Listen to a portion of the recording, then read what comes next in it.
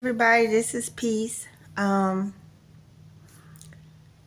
about 25, 30 years of my life, I experienced a great amount of peace because I was not very involved with the world. I was not very involved with people. So I had a great amount of peace. And then, I got back involved.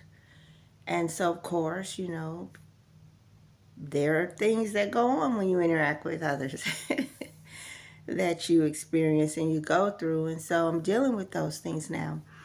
But one thing I keep in mind, I think is a good perspective to have, is to know, like when I'm dealing with someone else, I treat them the way I would like to be treated.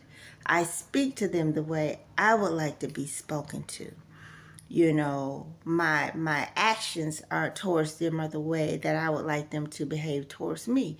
Now we know, of course, that that's not necessarily reciprocated because that person has their own beliefs, their own thoughts, their own attitude, their own state of mind, and so they may not speak to you in a respectful or assertive manner. They may not treat you well. So I expect to be treated the way I treat others, but I also realize that that may not occur because the other person may not be at the same level of consciousness that I am, may not have the same similar beliefs that I have. You see what I'm saying? So, but that is one way I deal with the disharmony in life. And now, there's a belief that there is not supposed to be peace on earth. No, earth is a school where we as spirit beings who incorporate human bodies come to learn life lessons. And those lessons involve both the positive and the negative, the good and the bad, the light and the dark, from the widest scale. So there's going to be conflict. There's going to be evil. This is where evil exists. Evil is inside of us. Good is inside of us. We have both inside of us. There's no person that's all good or all evil.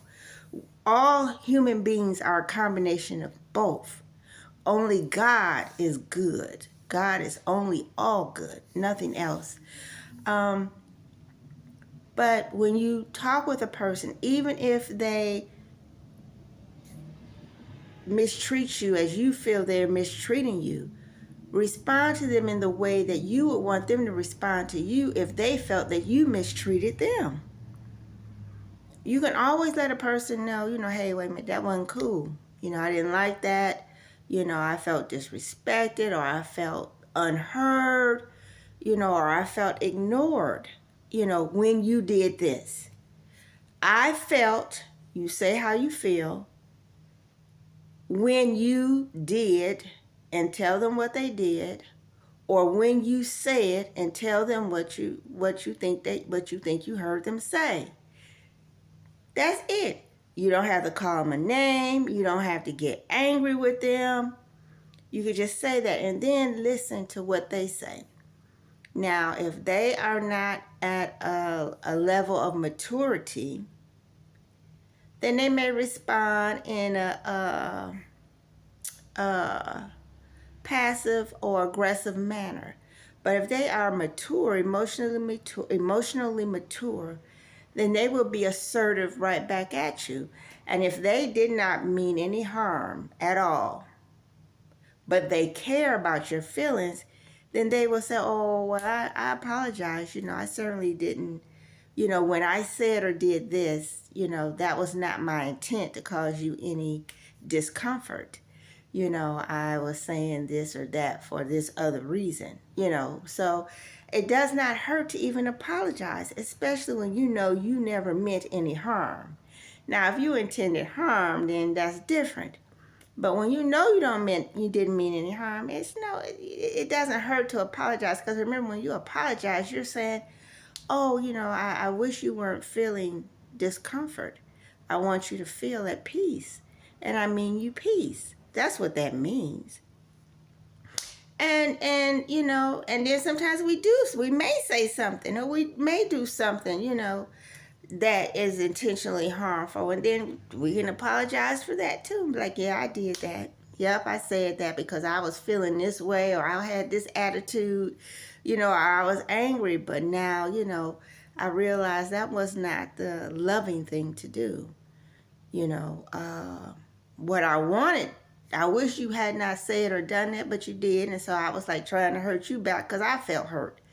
But I don't want this type of relationship to exist between us. So can we start over again? Can we, let's just talk. I can say how I feel. I feel this way, or I felt that way when you said or did this. And you can let me know. And if we are emotionally mature enough and we are spiritually mature enough, we can reach a common ground where we have respect for each other. But if both sides are not at that level of spiritual and emotional maturity, you'll still have problems. And if that exists, then you have to just back away gracefully and know that you have to limit or discontinue your interaction with that person, because that person has not developed that capacity yet or level of assertiveness to know how to speak without causing harm. And you want to avoid that, but you also don't want to put yourself in a situation where you can be harmed. But at no time do you ever need to become aggressive or mean or say something nasty. This is where we have to get away from. We have to get away from that by learning how to speak to ourselves and speak to each other. So, I'm back in the world now, mixing with all kinds of people. And so, I come up against this, and and also ask God, to, I don't, if hopefully you believe in God.